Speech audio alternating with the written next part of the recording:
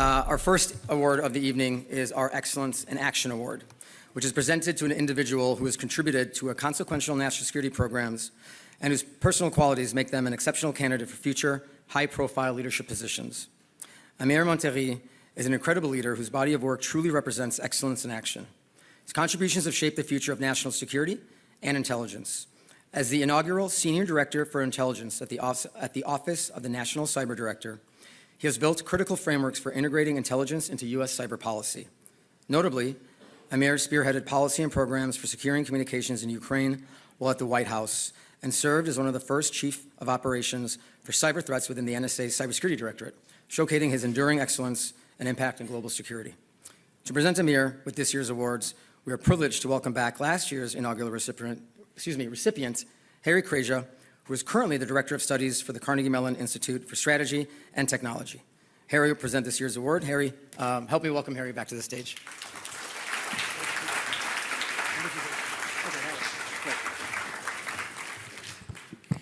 Good evening. I'm grateful to be back here and helping celebrate ICIT's 10th anniversary, and congratulations to this institute and the community that it has helped gather here today in service of national security, in critical infrastructure protection, and technology that can help make a safer, more prosperous future. That impact that we're celebrating here tonight, that 10 years of service that ICIT has provided, is one of the reasons why I was so honored last year to be honored to receive that first inaugural Excellence in Action Award. I remember Param Corey describing it as a recognition of my work to date and an expectation of the work yet to come. And I'm striving to live up to that expectation. I have since left the White House, and as Param said, I'm now helping lead the research and policy agenda at Carnegie Mellon University's new Institute for Strategy and Technology. I'm in a kid in a candy store helping translate between the geniuses working on AI engineering and biosecurity and the policy environment here, the kinds of translating that this community is such a critical part of our ecosystem in doing. But perhaps more importantly, since last year, my wife and I have welcomed our first child.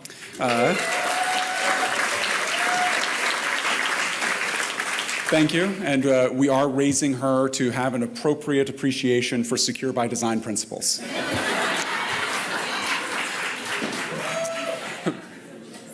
But I could not be prouder tonight to introduce my friend Amir to be the next recipient of the Excellence in Action Award.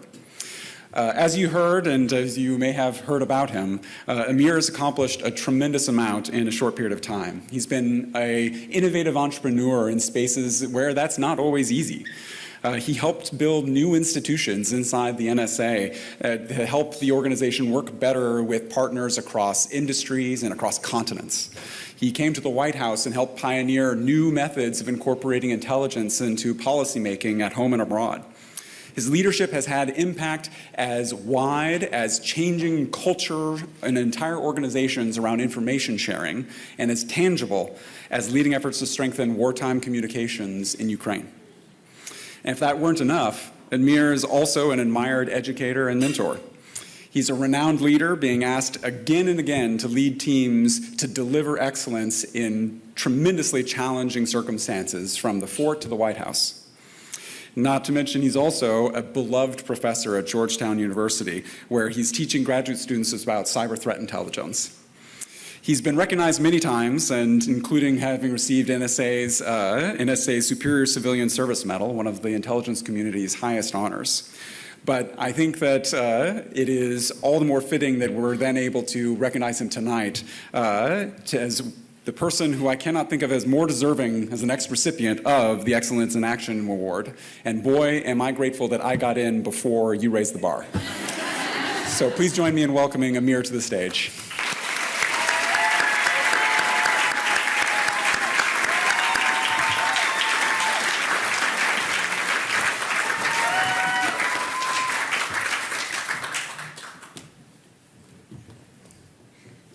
The spotlight is so bright. Thank you. You got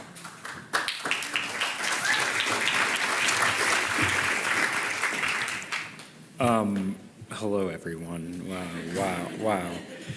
So I asked my students what I should say to all of you tonight. I said, this is a platform, I still got, some young activist energy in me. What do you want me to go and tell these leaders that are on your mind? And the most unanimous thing I heard from them was, Amir, you got to give the Snoop Dogg speech. So I owe it to them to say, I'd like to thank me for believing in me.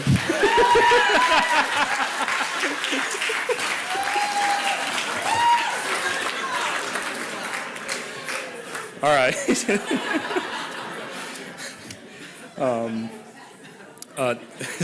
Thank you, Param. Thank you, Harry. Thank you for such a lovely and thoughtful introduction. And a very special thank you to Corey and his entire team for pulling me reluctantly out of the depths of my agency to stand before you today. Trust me, I like my hidey hole, and I've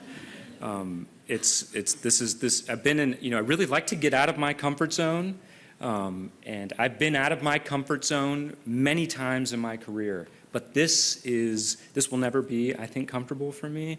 I do not enjoy the spotlight, and now you'll get to watch me evade even talking about myself.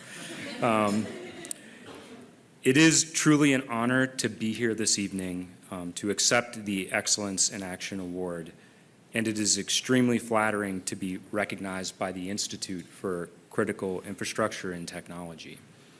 To celebrate ICIT's 10-year anniversary and recognize the incredible work that they are doing to promote cybersecurity, public safety, and to meaningfully protect our way of life. Thank you.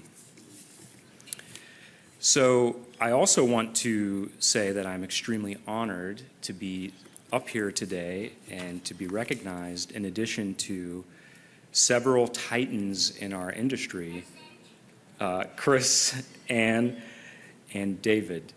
Truly impressive people. Congratulations to the three of you.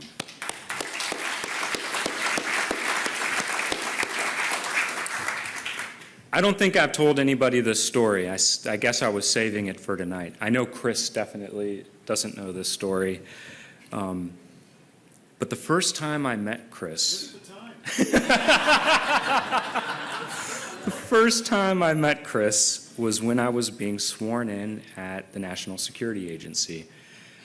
This was many cycles ago, and I think I was at least a GS7.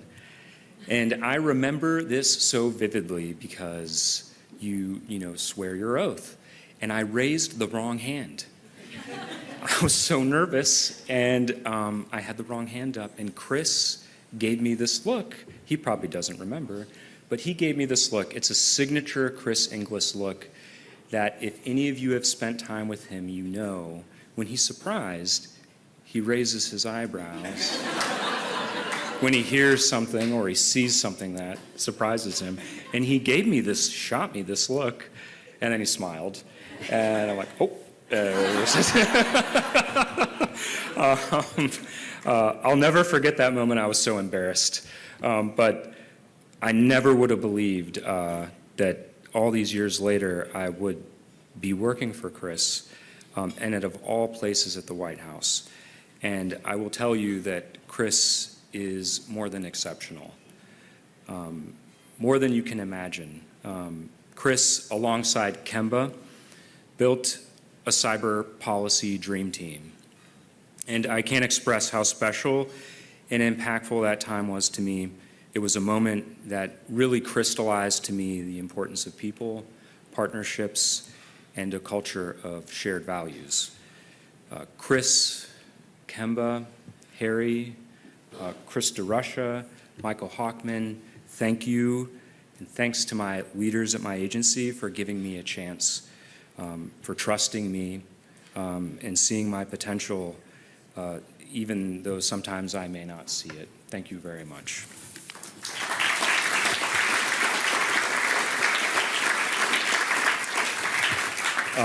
So to my wife, the real MVP, Dr. Monica Band. The spotlight should be on you. Not only for being there to sit in the mud with me after a hard day, hard week, or a hard month, for embracing the long hours, the trips, sometimes months long overseas, but for your commitment and dedication to serving others in need as a mental health professional, helping people find the light in the dark. Dr. Band has dedicated her life to helping those suffering from trauma, and the world needs more people like you. I deeply admire you, and I draw inspiration from you every day. Thank you, Monica, for your excellence in action.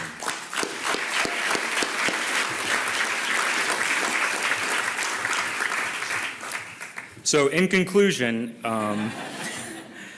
I would love to give you a threat briefing.